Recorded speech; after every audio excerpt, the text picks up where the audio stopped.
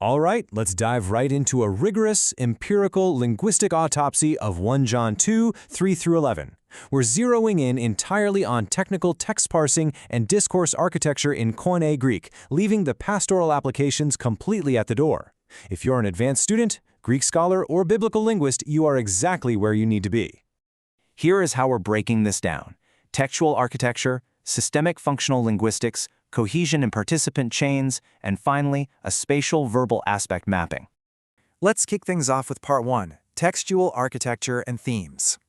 When establishing our structural boundaries, we've got to pay attention to how fronted constituents manipulate the discourse focus. Just look at Clause 2.3a. The author hits us with a marked theme by fronting the demonstrative locative, en tuto. That is not an accident. It deliberately drags our focus away from the abstract and forces us to lock onto concrete spatial indicators. Contrast that with the totally unmarked subject theme down in 2.8c, heiskotia. This fronting is a highly calculated architectural anchor. And Clause 2.5b takes this even further with a heavily marked theme. We get the adverb of manner, alathos, and the locative phrase en tuto, just completely stacked right at the front of the clause. By isolating these elements before we even get to the subject, the text generates massive thematic weight. It essentially forces a grammatical pause on the condition before the resultant state is finally revealed. Moving right along to Part 2, SFL metafunctional clause analysis. Diving into our second systems layer, let's map out the ideational metafunction, essentially how the text models experience. Pay close attention to the shift in process types here.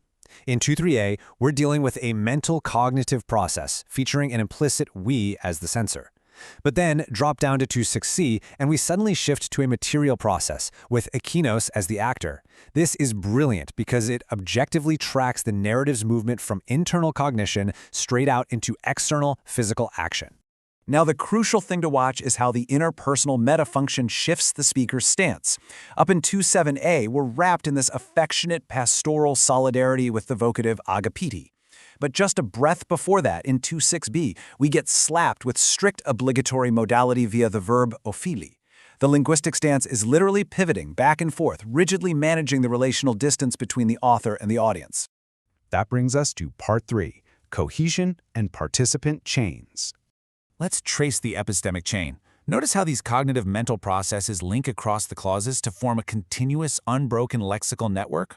From 2.3a all the way through 2.11d, the root concepts of knowing are structurally bound together. Guys, this isn't just stylistic repetition. It's a hardwired lexical chain driving the theological argument from a collective assertion down to a sharp, individual diagnostic. And this chaining results in a brutally stark binary typology of moral characters. You've got the nominalized participle, ho agapon, in 2.10a going head-to-head against ho damusan in 2.11a. But here is the kicker. These aren't merely character types. They perfectly intersect with diametrically opposed spatial domains, the lovers operating exclusively within to phos, while the hater is completely, hopelessly anchored in eschatologia. Mapping the logical conjunctive architecture totally prevents us from flattening out the discourse logic.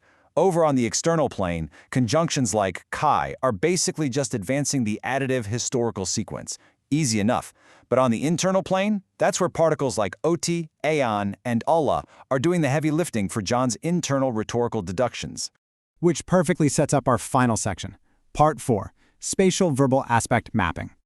Now, to really grasp this framework, we have to completely, utterly reject traditional time-based definitions of tense.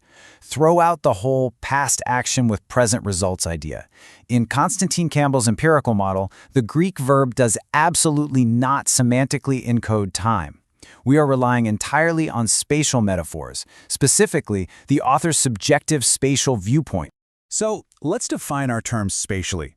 Perfective aspect functions as the external view, or what we like to call the helicopter view. This is when the author views the predicate action completely externally, summarizing the whole thing as a complete, undivided unit, totally regardless of how long it took in actual real-world time. Conversely, the imperfective aspect operates as the internal view, or the street view. This semantic choice actively places you, the reader, right down on the ground. You're viewing the action as actively unfolding from within.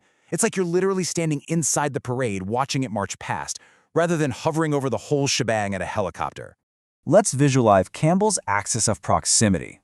On the far left, we've got heightened proximity. That's the perfect tense form. Right next door is standard proximity, handled by the present tense form. As we move to the right, we hit spatial remoteness, encoded by the aorist and imperfect tense forms. And finally, way out on the edge, we have heightened remoteness, where the pluperfect is essentially functioning as the background to the background.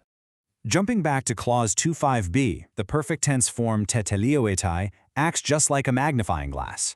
Because the perfect tense form semantically encodes imperfect aspect with heightened proximity, it applies a massive spatial zoom onto the current condition. Forget about past actions resulting in present states. This is a direct, highly magnified step closer to the foreground reality. These perfect tense forms are essentially our discourse aspectual peaks. So when we spot egnokamen in 2.3b or egnoka in 2.4b, the text is literally zooming in visually on these relational claims.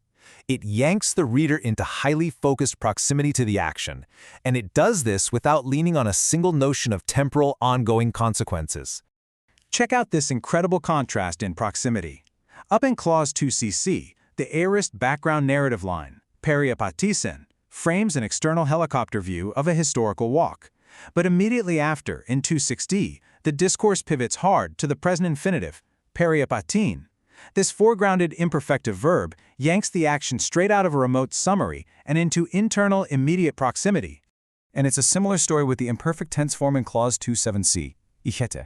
It portrays an internal unfolding process because, well, it's imperfective. But it firmly locks that process within a spatially remote frame. You are watching the action unfold from the street view, but that street is mapped at a significant spatial distance from the immediate discourse setting. All of this leaves us with a massively provocative question. If we exclusively parse Koine Greek using strict spatial axes of proximity, meaning we completely abandon temporal chronologies, how drastically does this reprogram our foundational grammatical paradigms? The textual architecture of 1 John strongly suggests that spatial relationships, not timelines, are the true engine of Greek discourse. Keep mapping, keep parsing those clauses, and we'll catch you in the next explainer.